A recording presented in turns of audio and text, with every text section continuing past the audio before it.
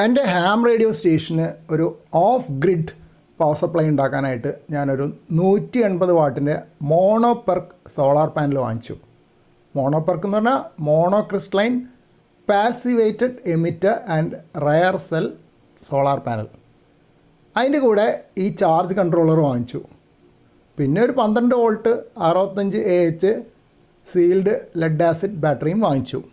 ഈ ചാർജ് കൺട്രോളറിൻ്റെ ആദ്യത്തെ സെറ്റ് ടെർമിനൽസ് സോളാർ പാനലിലേക്ക് കൊടുക്കാനുള്ളതാണ്. രണ്ടാമത്തെ സെറ്റ് ബാറ്ററിയിലേക്ക്, പിന്നെയുള്ള 3 സെറ്റ് ലോഡുകൾക്ക് കണക്ട് ചെയ്യാം. അതായത് ബൾബ്, ഫാന് ഒക്കെ ആ വോൾട്ടേജിൽ പ്രവർത്തിക്കുന്നത്.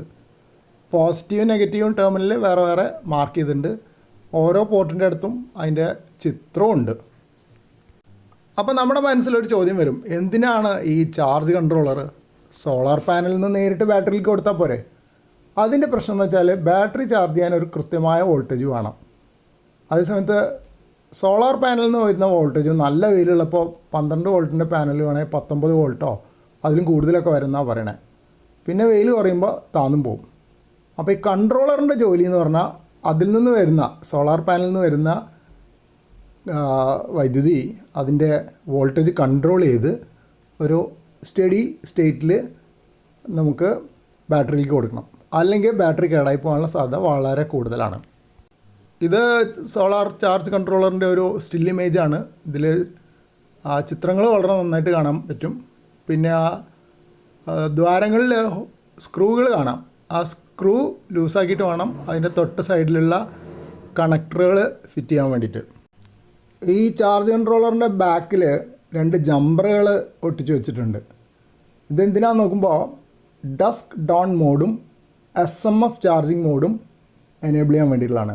ഇത് പ്രിൻറ്റഡ് സർക്യൂട്ട് ബോർഡിൽ ഇൻസ്റ്റാൾ ചെയ്യണം. എനിക്കിപ്പോൾ ഇതിൽ ഒരെണ്ണേ വേണ്ടി വരുള്ളൂ, SMF ചാർജിങ് മോഡ്. അതായത് ഞാൻ യൂസ് ചെയ്യാൻ പോകുന്നത് SMF ബാറ്ററിയാണ്, സാധാരണ ഫ്ലഡഡ് ലെഡ് ആസിഡ് ബാറ്ററി അല്ല.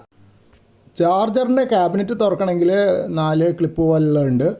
അത് നമ്മൾ ഒരു സ്ക്രൂ ഡ്രൈവറിൻ്റെ തല കൊണ്ട് അമർത്തി പിടിച്ചിട്ട് മറ്റേ കൈ കൊണ്ട് അതിൻ്റെ മൂടി പതുക്കെ തുറക്കുക. അപ്പോൾ നമുക്ക് ഈ 4 ക്ലിപ്പുണ്ട് ഇതുപോലത്തെ, 4ഉം ക്ലിയർ ചെയ്ത് കഴിഞ്ഞാൽ നമുക്ക് അതിൻ്റെ ബാക്ക് തുറക്കാൻ പറ്റും. ഇവിടെ ജമ്പർ അറ്റാച്ച് ചെയ്യാനുള്ള 2 സെറ്റ് ടെർമിനൽ കാണാം, JP2ഉം JP3യും. എനിക്ക് വേണ്ടത് JP3 ആണ്, കാരണം ഞാൻ SMF ബാറ്ററിയാണ് ഉപയോഗിക്കാൻ ഉദ്ദേശിക്കുന്നത്. അപ്പോൾ അതിനുള്ള ജമ്പർ ഞാൻ ഫിറ്റ് ചെയ്തു.